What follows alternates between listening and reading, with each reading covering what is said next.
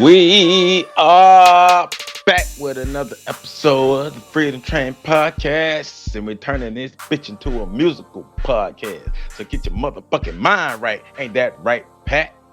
Bitch. Say it in musical form like you really mean it. Unless you know you're gonna string bean it. Say, huh. Bitch. Back to Thank you for your contributions, my brother. Hey, man, this is another episode of Freedom Train Podcast Series. I am Joseph Ward. He is Patrick Irvin. And we are here to give you some of this information on the way we've been giving you this information on since 2014.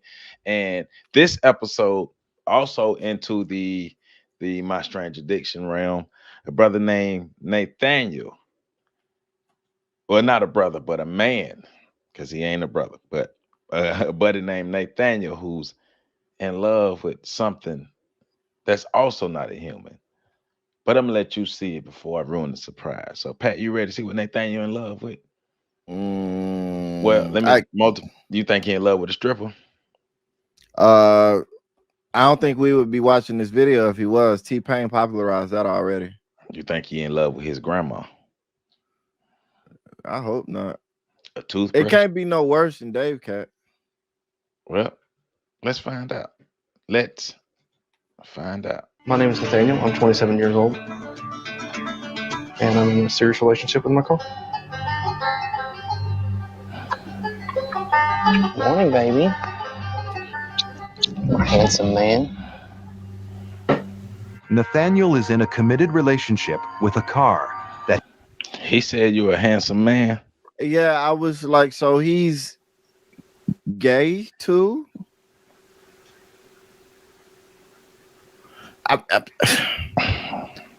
All right. He's named Chase. He met Chase in a resale lot about 5 years ago. Baby. It was love at first sight. His body and then his interior and everything just together just seemed to fit. And I just felt an instant connection. Nathaniel's obsession first developed as a teenager when he would build model cars. But he didn't find true love until he met Chase. I find this part of him the most sexy just because of the subtle lines and curves. I'll give him a kiss here and just kind of caress him down the side. My initial reaction was I was kind of shocked. It was kind of weird because it was just hard to understand.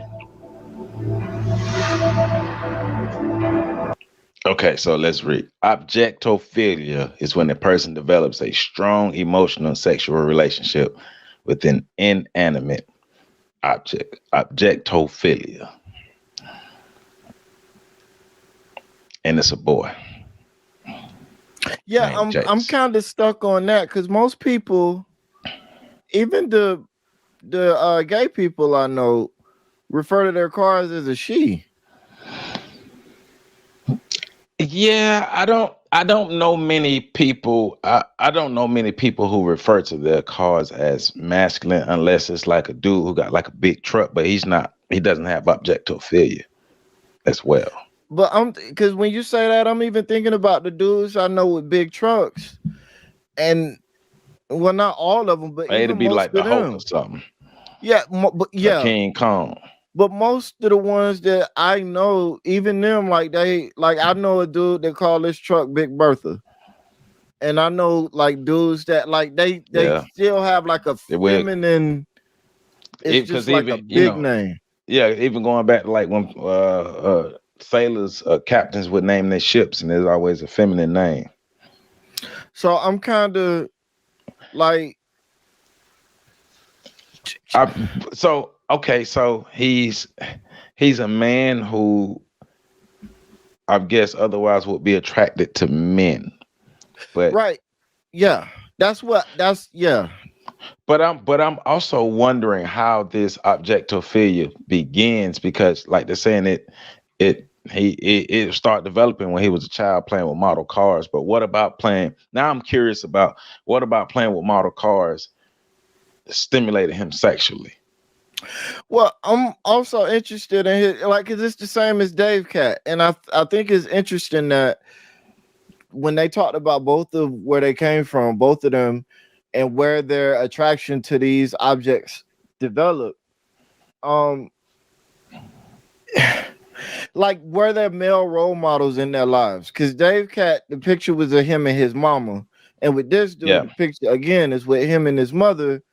Were there any men involved in these children's lives? And another similarity is, it seems like the closest person to them is a woman. Right. Yeah. So all right, well, let's move on.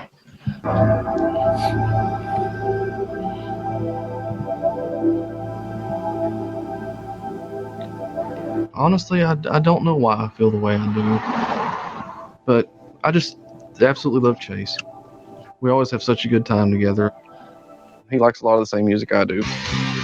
We have a favorite song. It's Can't Fight This Feeling by REO Speedwagon. I do get a guess how you buy something for your fiance or your wife, and then usually for his birthday. He clingy as shit. I bet you Chase be like, bitch, stop kissing me all goddamn day, dog. He clingy as hell. I'm sorry, I just want to say that. Yeah, I try to do something special for him too. The favorite date would be going to the lookout area. Just lean against him a little and just be with him mainly. Love you. But Nathaniel's relationship with Chase goes beyond dates and presents. We have our times when we get sexual. Does that feel good? You're a handsome man. Love you, baby. Hold on. Hold on. Do we need to put condoms on? Do we need to wash our hands after this? The way he acting, I would think that I got my Lysol. Your Lysol wipes. If we need. I'm guessing he's the feminine one in the relationship. No, I'm not picking that up. I'm picking up that the car is the feminine one, because the car can't do anything without. But I don't know. I'm just guessing the car might be the feminine one. So, okay, but I just want to make sure we get our mind right before they get freaky. So you ready for this? I mean, he showing people the inside of his partner and all of that. I mean, you can't look at my partner naked. I just wanted to make sure you was ready to dive down this. But let's go. All right, let's go. I got my Lysol, so let's go. What we do the most often is I like to lean over his fender and across his hood and do little things like that and kind of press up against him and rub against him like that.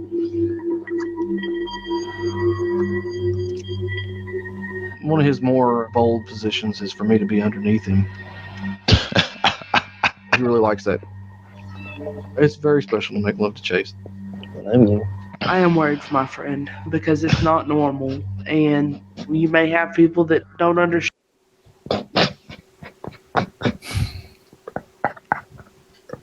Another similarity that's kind of concerning. Never mind. I'm gonna keep that one to myself. Say it. Nah, I'm gonna keep that one to myself. I'm sorry, Buddy said another favorite of his is when I get up under him. Baby Jesus.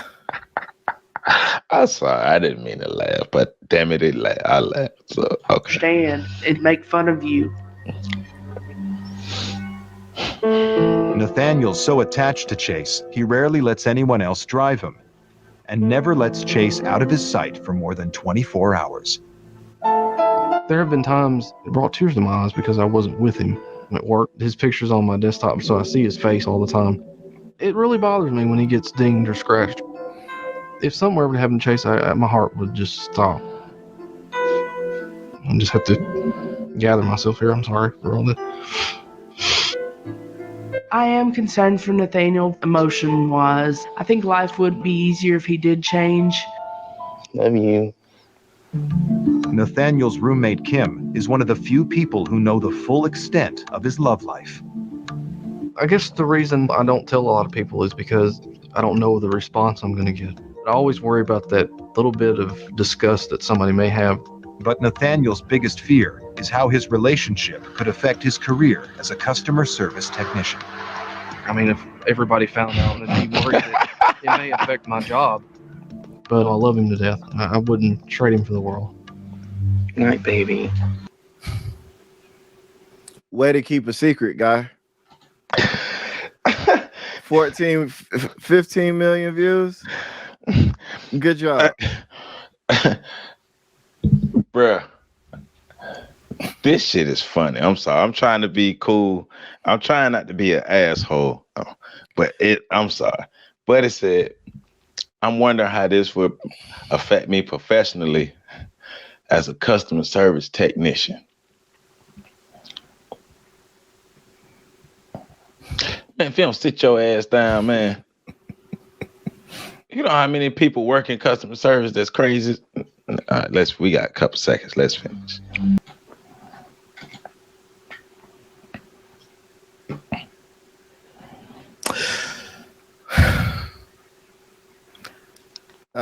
That's worse than Dave Cat. Yes. Dave Cat has a chance. This buddy don't. Go ahead.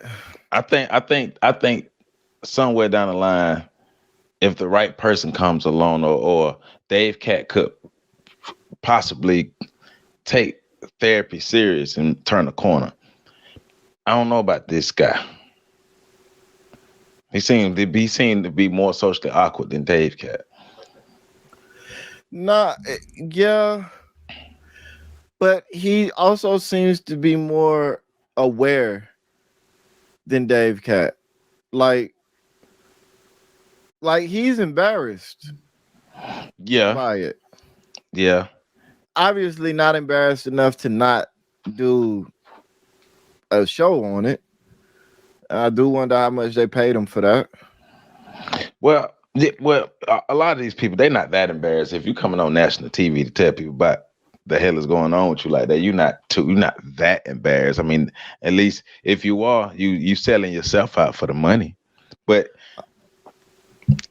it's and similarities with Dave Cat. He has emotional attachments and strong emotional ties to the car. But like I was just thinking, it's a car. It's a car you drive on, or it's your car that you rely on. You're not gonna have that car forever. That car is eventually gonna break down, or it's gonna be time to get you a new car. Or somebody could steal that car. That car could be in an accident. All types of things could happen to that car. And he's that emotionally attached to the car, which could cause a lot of damage and a lot of whatever within his life once that car is not in his life anymore. He needs help immediately. But he also, because I'm wondering, has he ever had sex with a woman?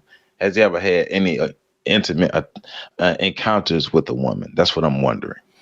I mean, at this point, I'm wondering if he's even attracted to women. Well, excuse me.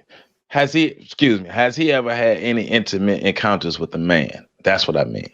Because clearly, I don't think he's had intimate encounters with any organic partners. Because clearly, if he was, from what he's saying, he made the car masculine, named it Chase. So if he was in a relationship with the person, it would be a man.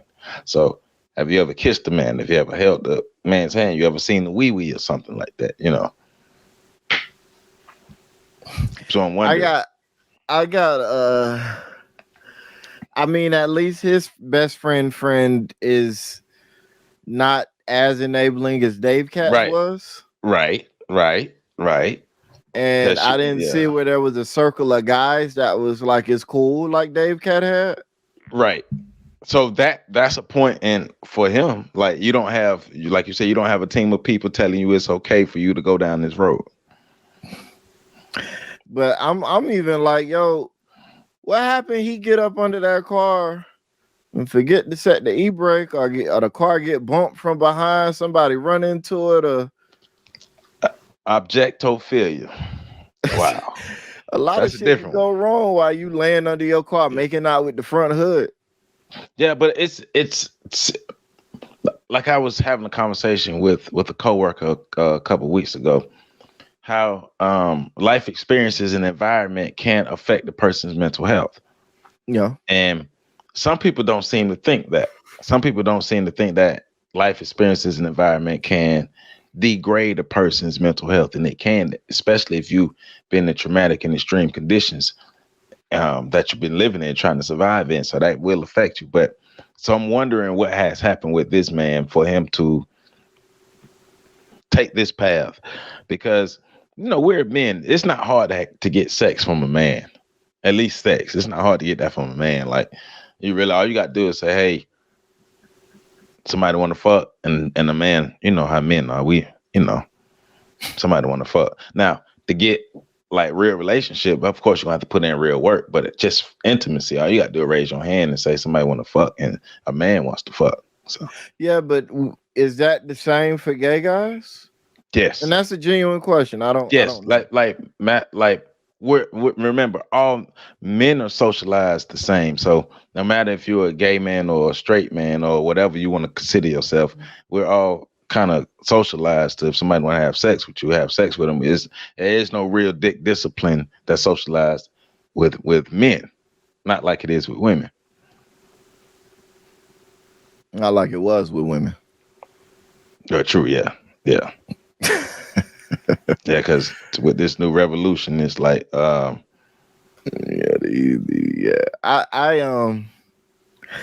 don't know, man. I got the same feelings for this as I have for like I said, for Dave Cat. I think this dude is lonely. I do think he needs therapy. I think he's and I'm not one of them people that's going to say it's not hurting anybody, because like I said, just like with Dave Cat, it is hurting people, and it's potentially hurting him in the long run. But then, like, what happens if, like you said, something happens to the car and it gets totaled? How does he lash out? And what happens with the people that he's interacting with on a daily basis? I'm not one of those people that believes that you can live your life and do things that don't affect anybody else. You're always affecting other people, no matter what. We're all connected.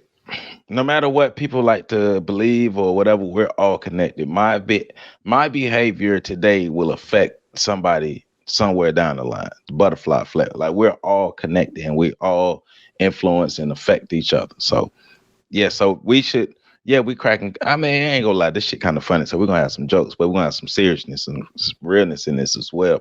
He needs to get the proper mental care that he needs to improve his condition, to be able to have a real relationship with a human being, whether male, female, or whatever he wants to choose. But he needs to be able to interact and connect with a human being. And something I mentioned, he's clingy as hell to the car. He's clingy. If that car was a human being, that car would be like, God damn, bro, back up off me. You ain't got to be all up on me like that. We don't have to be together like that. Like, you just kissed me 25 times. You ain't got to kiss me 75 times more.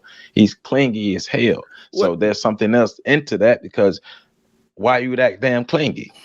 Well, that's why I asked if he was the female in the relationship, because I don't. For most of my experiences, if there is a clingy partner that's clingy in that way, it tends to be the female. Now, I'm not saying all females are clingy like that, but in my experiences, that's kind of been, if somebody's like that in a relationship, more often than not, it's the female than the male.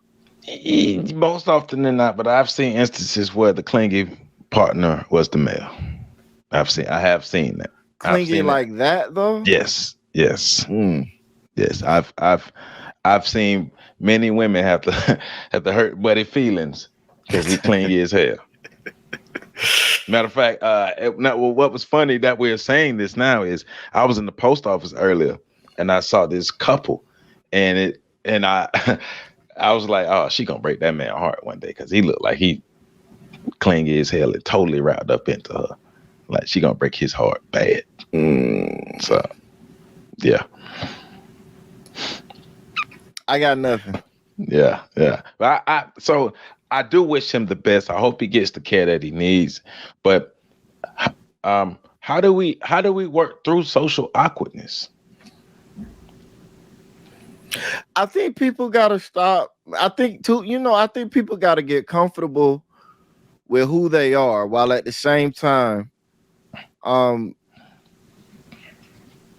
not being enabled to be destructively abnormal. Because I'm guessing you everybody has a bit of awkwardness. Like Right. I'm not. I know environments that I'm the best in. You put me in a club situation with a bunch of girls. I'm gonna be having fun, but I ain't gonna be trying to really holler at nobody because that ain't really my environment that I feel most comfortable hollering at a chick, like having fun, acting goofy, dancing and stuff. But I ain't gonna really try to get to know you in that spot. So so I know certain situations where I feel a bit awkward or I'm not as comfortable, but I also know if I need to make a move, I need to make a move too. So at some point you got to challenge yourself. But I think, yeah, that, like, and that's where the social awkwardness, when I say like abnormally or destructively abnormal, when you get to the place where you're starting to develop feelings or to place human attributes on non-human things, you running into a dangerous area. And so I think, anything short of that is cool. It's cool to love your car. I love my car. Most people I know love their car. But it's a difference between loving something and being in love with something. And Buddy seems like he is like, the car is his life partner. That becomes a problem. The car can't reciprocate anything. Right. Because like you say, I my car, I ain't gonna lie, I don't love my car. My car is a tool. It's a tool that I'm gonna maintain to help get me from where I need from A to B, but I can replace that motherfucker anytime. I got insurance and warranty. So I love it for what it can do for me. Well, I appreciate my car for what it can do for me. There's no love because it's a tool. So right. I mean, but I like it. I enjoy it, and we be riding out, bumping these country rap tunes. Hold up. So no, I mean, I get that. Like I said, I love my car, but when I say I love my car, I mean it like similar to what you just said. I like my car.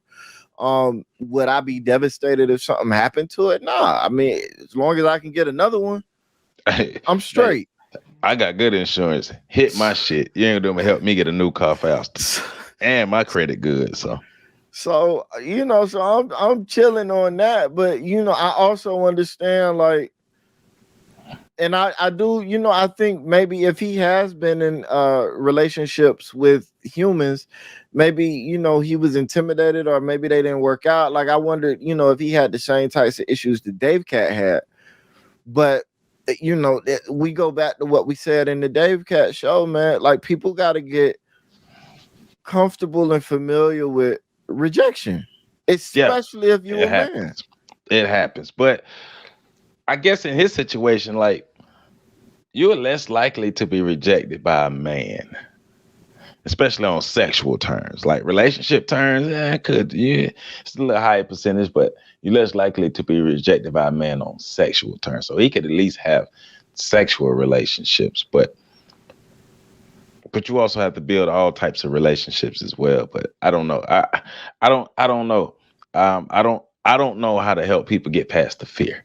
But what I do know is you do have to challenge yourself. So I would please go seek the help he needs. Oh yeah, he definitely need therapy.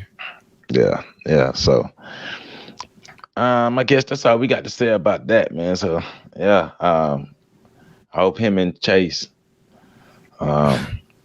work out. I hope so.